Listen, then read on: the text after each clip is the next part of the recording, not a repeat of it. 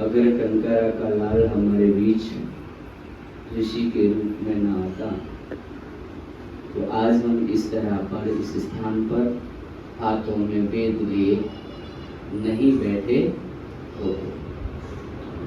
बड़ा ही सौभाग्य इस भारतवर्ष का है कि जब जब धर्म की हानि हुई है तब तब पुण्य आत्माओं ने अपने बलिदान किया है।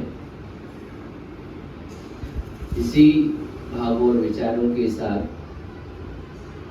वेदों के मंत्र, वेदों का उपदेश हमारे जीवन का कल्याण करने वाला है।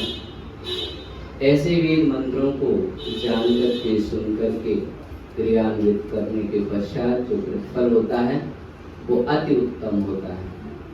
इसलिए आज के सामवेद भाष्य की पूर्वार्ची प्रथम पाठक मंत्र 24वां है। इस मंत्र के ऋषि वशिष्ठ हैं और देवता अग्नि है, छंद गायत्री है, स्वर षडज है। इस मंत्र में कहा गया है कि उन्नति का लक्षण है। तो व्यक्ति अपने जीवन की हर पल हर क्षण उन्नति चाहता है, विकास चाहता है, पर किस क्षेत्र में और कैसे उन्नति हो यह जानने के लिए हमें वेदों की शरण आना होगा, ऋषि महात्माओं की तपस्थली और तप को जानना होगा, तब जाकर के हमारी उन्नति होगी। इस वेद मंत्र के अंदर वेद मंत्र कुछ इस प्रकार है। ओम अग्ने रक्षाणो अंहसः प्रति स्म देव रीशतः तपिष्टौ रजरो दह। यह एक मंत्र है और इस मंत्र के भाष्यकारों ने इसका भाष्य किस प्रकार से किया है। इसमें लिखा है कि अग्नि अर्थात आगे ले चलने वाला, और अग्नि नाम परमेश्वर का है। वही परमेश्वर हमारा मार्गदर्शक बनता है, मार्गदर्शन करता है, और वही हमारे कार्यों का प्रेरक बनता है। उसी की प्रेरणा, उसी के मार्गदर्शन में हम कार्य करते हैं और वही हमें आगे बढ़ाने वाला है। न मतलब हमें अहिंसा पाप से रक्ष बचाइए। सबसे पहली कामना और प्रार्थना, जब हम चाहे सत्संग करें, चाहे हम यज्ञ करें, चाहे हम स्वाध्याय करें, चाहे जो भी उत्तम उत्तम कार्यों को प्रार्थना के रूप में जब हम करते हैं, अपने भाव विचार व्यक्त करते हैं, उस समय हमें सबसे पहली कामना और प्रार्थना ये कर लेनी चाहिए कि हे परमपिता परमेश्वर, आप मुझे पापों से बचाइए, आप मेरी सिर्फ पापों से रक्षा कर दीजिए तो मेरी उन्नति होना स्वाभाविक है। तो इसलिए उन्नति पाप से बचने का ही नाम है। उन्नति पाप से बचने का ही नाम है। इसलिए सांसारिक दृष्टिकोण से उन्नति होना गौण है, और मुख्य उन्नति तो यह आध्यात्मिक उन्नति है, जिसका जिक्र बार बार हमारे बीच भी अलग अलग स्थानों पर भी हमारे पूर्व प्रधान जी बैठे हुए हैं, श्री दिलीप भाई वेलानी जी, जो निरंतर इस उन्नति के बारे में विशेषकर उनका ध्यान अग्रसर होता है और दूसरों का भी ध्यान अग्रसर कराने की वो प्रेरणा करते हैं। हमेशा कहते हैं आध्यात्मिक और सामाजिक और शारीरिक, ये उन्नति होना तभी स्वाभाविक है जब पहले शारीरिक उन्नति होगी तो आध्यात्मिक उन्नति हो सकती है, फिर सामाजिक उन्नति करना जो चाहेगा उसे बहुत ही अच्छा परिणाम उसका मिलेगा। इसलिए सांसारिक दृष्टिकोण से तो ये उन्नति होना गौण है, लेकिन मुख्य उन्नति तो आध्यात्मिक उन्नति ही है। अधिक धन का उपार्जन करने लगना, ऊंचे पद पर पहुंचना या प्रधान बन जाना आदि बातों का कुछ महत्व नहीं, यदि हम अपने जीवन को निष्पाप नहीं बनाते। स्पष्ट बात है, कोई इसमें मेरा नहीं है, कोई इसमें मिक्सिंग नहीं है। स्पष्ट बात वेद की, और जब वेद की बात ऐसी स्पष्ट और कटु होती है तो व्यक्ति इन बातों से जुड़ नहीं पाता और अपने संकल्प का ठीक से पालन नहीं कर पाता, इसलिए उसकी आत्मिक उन्नति होने से वो रुक जाता है, थम जाता है। अगर वो ये जान ले कि प्रधान बनना ही मेरा उद्देश्य नहीं है, धन उपार्जन करना मेरा उद्देश्य ही नहीं है, और मुझे प्रतिष्ठा पाना ही मेरा उद्देश्य नहीं है, मेरा उद्देश्य मात्र है अपनी आत्मिक उन्नति करना। अब आत्मिक उन्नति करने के लिए महर्षि स्वामी दयानंद सरस्वती को देखिए कि उन्होंने इस बात से कोई भी समझौता नहीं किया कि मैं किसी मंदिर या स्थान विशेष का मठाधीश बन जाऊं या मैं किसी उच्च पद पर स्थापित हो जाऊं, लेकिन उनका मात्र एक ही उद्देश्य था कि मेरी आत्मिक उन्नति कैसे होगी और मैं समाज को आत्मिक उन्नति की ओर कैसे लेकर के जाऊं, वह मेरा प्रथम प्रयास था। तो जब प्रधान नहीं बने, धन का उपार्जन भी नहीं किया, तो आज क्या उनकी छवि जगत में, संसार में कम है किसी से? तो ये वेद जो मंत्र है वो यही कहता है कि सबसे पहले यदि जीवन में आगे बढ़ना है तो आत्मिक उन्नति करना अति आवश्यक है, तभी हमारी चौमुखी उन्नति होगी। और आगे इस वेद मंत्र के अंदर कहा है, हे देव ऋषत, हिंसा करते हुए शत्रुओं से प्रतिरक्षा, एक एक से हमारी रक्षा कीजिए। जब हम संध्या की मंत्रों का पाठ करते हैं, उसमें लास्ट में मंत्र आता है, 6 मंत्र हैं, मनसा प्रक्रमा के मंत्र हैं, युष्मान द्वेष्टियम वयम दुष्मस्तम भोजम्भे दद्मः। हे परमेश्वर, जो शत्रु रूप में मेरे से द्वेष करता है उससे मैं कभी द्वेष नहीं करूंगा, लेकिन ये व्यवस्था, ये न्याय मैं आपके ऊपर छोड़ता हूं। जब ऐसी भावनाओं को व्यक्ति अपने अंदर घर बना लेता है तो आत्मिक उन्नति होने में देरी नहीं लगती और आत्मिक उन्नति के पथ पर वो आगे ही हमेशा बढ़ता चला जाता है।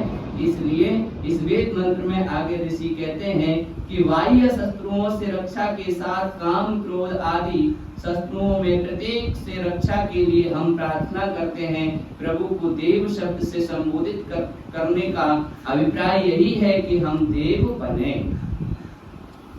क्या बने? हम देव बने। और देव कैसे बन सकते हैं? तो इसमें एक मंत्र आया है। मंत्र के पश्चात महाराज भर्तृहरि जी ने नीति शतक में एक श्लोक बताया है कि आपकी जो देव बनने की जो कोटि है, अर्थात देव बनने का जो प्रयास है वो कैसे बनेगा? तो कहा कि मनसि वचसि काये पुण्य पीयूषम पूर्णासम त्रिभुवन उपकारी श्रेणेभि प्रणीयन्ते परम गुण परम माणुन पर्वतीय कृत्य नित्यम निज हृदय विकसंति संति संत कीयंत। अर्थात हम देव कब बन सकते हैं? जब हमारे मन, वचन और शरीर के द्वारा प्राणी मात्र का कल्याण करने की भावना से युक्त हुए शुभ कर्मों से तीनों लोगों का उपकार करके सबको तृप्त करने वाले तथा दूसरों के छोटे छोटे गुणों को भी पर्वत के समान बड़ा मानकर अपने हृदय में प्रसन्न होने वाले महात्मा संसार में बहुत कम है। इसलिए ऐसा यदि व्यक्ति बन जाएगा, छोटे छोटे गुणों को पर्वत के समान मान लेगा, तो वो देवत्व की कोटि में गिना जाएगा। इसलिए देव कौन होता है? जो हमेशा निरंतर देवत्व गणत्वा, जो निरंतर अपने आप से कुछ न कुछ अर्पण करता हो, समर्पण करता हो, वही देवत्व की कोटि में आता है, वही देव बनने का प्रयास करता है। इसलिए परमपिता परमात्मा से देव रूप से प्रार्थना करते हैं, देव शब्द से पुकारते हैं, तो कहते हैं कि जैसे आप मैं देव की पूजा कर रहा हूँ, वैसा ही देवत्व मेरे अंदर आ जाए, ऐसी मैं कामना करता हूँ। परमेश्वर मेरी आप क्या करें? मेरी आप रक्षा करें, बाह्य शत्रुओं से रक्षा करें, और मैं निरंतर आपके गुणगान यशोगान करता रहूंगा। जैसे देव बनने के लिए मंत्र के अंत में उपदेश है कि तपिष्टै, तपस्वी जीवन से अजरह, जीर्ण न होता हुआ, दह मतलब तू इन काम आदि को नष्ट कर डाल।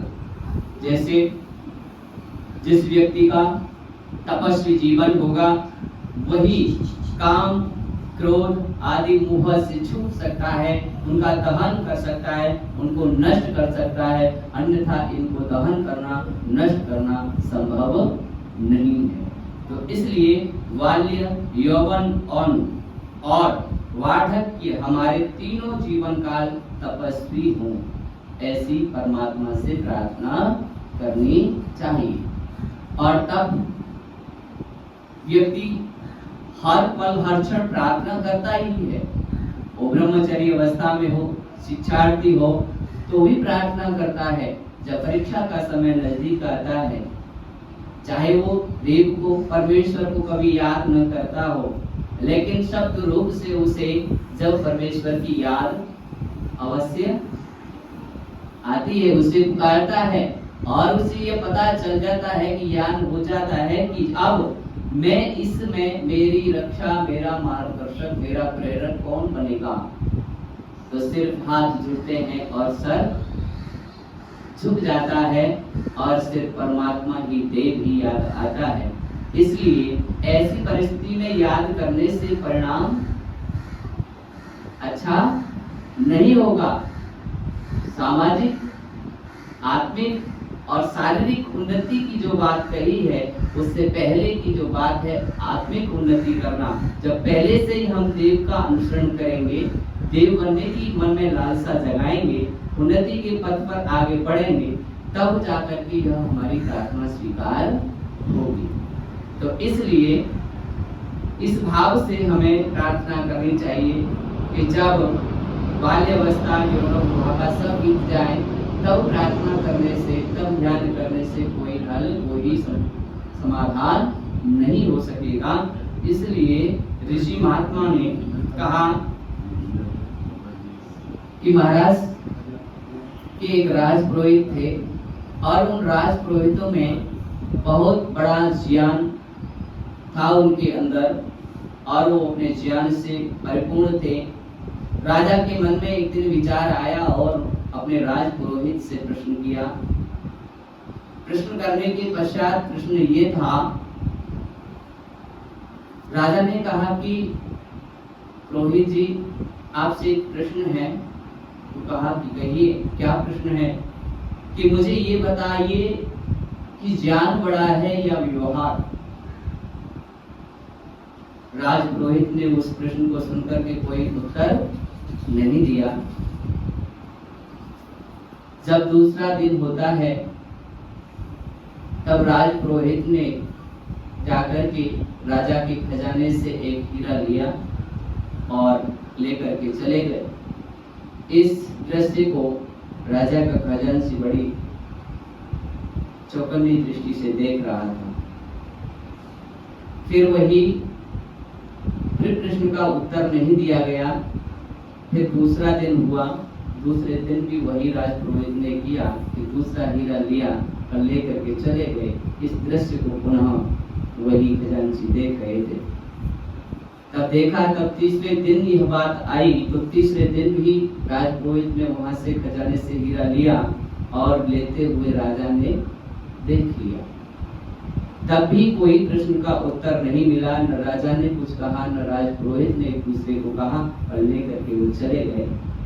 तब इस प्रकार की मंसा के बाद में राजा ने सुबह दरबार लगाया और दरबार लगा करके सभी को सूचना दी। दरबार लग चुका था, राजपुरोहित आ रहे थे और राजपुरोहित जब आ रहे थे तो वहां पर बड़ी शांति छाई हुई थी और देखा कि कोई कुछ कह नहीं रहा है, सबके चेहरे पर मासूम नियत थी। तब जाकर के राजपुरोहित ने जो तीनों हीरे लिए थे वो राजा के सामने रख दिए और राजा से कहा, राजपुरोहित ने, महाराज आपने जो प्रश्न पूछा था वो इसका उत्तर है। कि राजा इतनी बात पर भी बिल्कुल समझ नहीं पाया था। फिर राजपुरोहित ने कहा कि महाराज जब मैं आपका दरबार लगता था और तब मेरी एंट्री होती थी, तब मेरा प्रवेश होता था, तो आप राजपुरोहित के सम्मान में खड़े हो जाया करते थे और आज मैंने देखा कि जब मैंने ऐसी घटना की तो आप मेरे सम्मान में खड़े नहीं हुए, मेरे सम्मान के प्रति आपकी हीन भावना हो गई। तो जान लीजिए कि जब व्यक्ति के अंदर मेरे 3 दिन पहले जो मेरे अंदर ज्ञान था वो आज भी मेरे अंदर है, इसलिए कि आप मेरे सम्मान में खड़े होते और मैं आपके सम्मान को स्वीकार करता। तो कहने का तात्पर्य है कि जो व्यक्ति ज्ञानी है, ज्ञान से ज्यादा व्यवहार बड़ा होता है। इसलिए हमारा व्यवहार कैसा होना चाहिए ऋषियों के प्रति, वेद के प्रति और अपनी प्रजाओं के प्रति। तो हमने अपने व्यवहार से कुछ सीख करके, कुछ तप का संग्रह करके हमें अपनी आत्मिक उन्नति करना चाहिए। मात्र पद प्रतिष्ठा से अपने आप को संतुष्ट कर लेना हमारा इतना ही उद्देश्य नहीं है। इसलिए आगे के इस भावार्थ में स्पष्ट करते इस मंत्र के अंदर कि उन्नति का लक्षण क्या है। कहा कि तपस्वी बनकर ही काम आदि को जलाया जा सकता है, इन्हें जलाकर मनुष्य देव बनता है और पापों से बचकर वास्तविक उन्नति करने वाला होता है। तो सबसे पहला प्रथम यही उपाय है कि उन्नति का उपाय क्या है, तप है। तो इसलिए हम तपस्वी बने और तपस्वी जीवन जीते हुए संसार को, परिवार को और हर व्यक्ति का संसार के लिए, परिवार के लिए, समाज के लिए कहीं न कहीं तप तो अवश्य ही होता ही है। तो हम तपस्वी बने, ऐसे देव की हम प्रार्थना और पूजा निष्ठा आदि निरंतर करते रहें, अपने जीवन को आत्मिक उन्नति की ओर बढ़ाएं। इन्हीं भाव और विचार के साथ अपनी बात को विराम करता हूँ।